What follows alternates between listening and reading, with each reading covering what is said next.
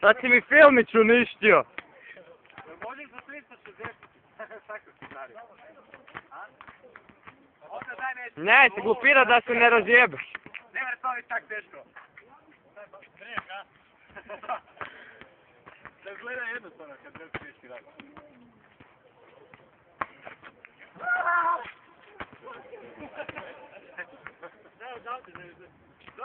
Daj.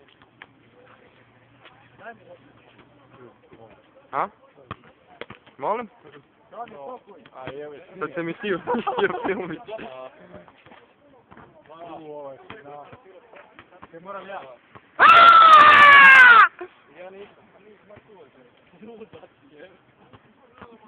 Zbog teta Andreja!